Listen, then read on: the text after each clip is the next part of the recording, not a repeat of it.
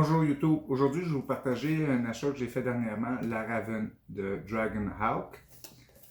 Donc j'ai acheté la Raven sur Amazon pour 202$ et quelques sous. Donc vous pouvez aller voir sur Amazon ou sur le site de Dragonhawk. Donc sans plus tarder, on va ouvrir la machine. Donc on voit qu'on a un bel emballage, on a une belle boîte. Et voilà, c'est du solide. On a un embout de métal où on peut ajuster d'autres petits tips qui vont fitter avec nos aiguilles, soit des tips jetables ou des tips en métal encore. Puis tout ça, on place ça dans l'autoclave pour nettoyer. Je ne suis pas tellement fan de ces embouts-là. Je préfère les embouts jetables. Donc ça, je vais le garder pour la pratique, donc sur des pots de pratique ou des trucs comme ça. On a un petit enseigne qui nous mentionne que la machine doit être utilisée entre 6 et 8 volts, 9 volts comme maximum. Des petits rings, puis un petit Allen key pour entretenir la machine. Puis bon, la machine, quand même une belle conception. Ouais.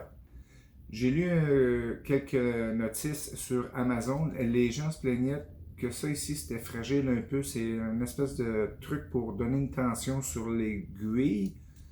Je pense que si on y fait attention, ça va quand même pas si mal que ça. Je l'ai essayé un petit peu. Puis ici, on a la vis pour ajuster la tension de notre machine. Donc, si je la place à 1, ça donne un coup franc très ferme pour faire du lining. Plus que je m'en vais vers la position 10, plus que j'ai du smooth au niveau du mouvement de l'aiguille qui donne un bon feeling pour faire du shading. Donc là, c'est sûr qu'il faut jouer aussi avec le voltage de la machine. Donc j'irai, mettons, avec 8, puis entre 1 et 5, exemple, pour faire du lining ou tracer nos lignes. Puis ensuite, entre, mettons, 6 et 10 avec un voltage de 6 volts pour faire du shading. Donc, je vais essayer de placer une aiguille sur cette machine. Et voilà. On va donner une petite tension. Serrer le tube. Donc, c'est ça les tubes jetables. Et voilà. Puis, on voit ici le truc qui n'est pas tout à fait en ligne avec l'aiguille. C'est pour ça qu'il ne faut pas trop le forcer. Donc, on le place vis-à-vis de l'aiguille. On le visse un peu. Puis, c'est ça, on est bien aligné. Donc, on donne une petite tension.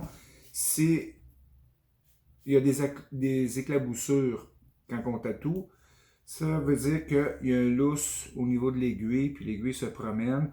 Pour ça qu'on a des splashes d'encre. Donc, juste à donner un petit peu plus de tension jusqu'à temps qu'on ait plus de splash. Là, je suis ajusté à 8. Je vais mettre la machine à 1. Et voilà. Donc, il y a quand même une petite vibration. Fait que là, si je descends un peu jusqu'à 5, l'aiguille est un peu plus molle. Donc, je vais aller baisser mon voltage à 6. Donc, je suis à 6. Je vais m'aligner à 6 sur la machine. Et voilà, c'est beaucoup plus doux. Plus que je vais vers le 10, plus que c'est doux. Donc, pour faire du shading, c'est quelque chose qui va bien aller.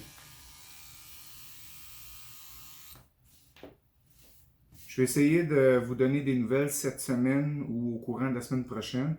J'ai un projet à réaliser, puis je vais utiliser cette machine-là en parallèle avec la Hummingbird que je vous ai parlé dernièrement. Puis c'est ça, fait que je vais vous donner du feedback. Mais je pense que pour le prix 202,95$, on n'a rien à perdre.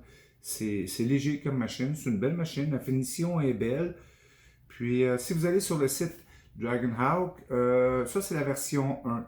Donc, ils ont fait la version 2. Vous pourrez faire votre choix entre la 1 ou la 2.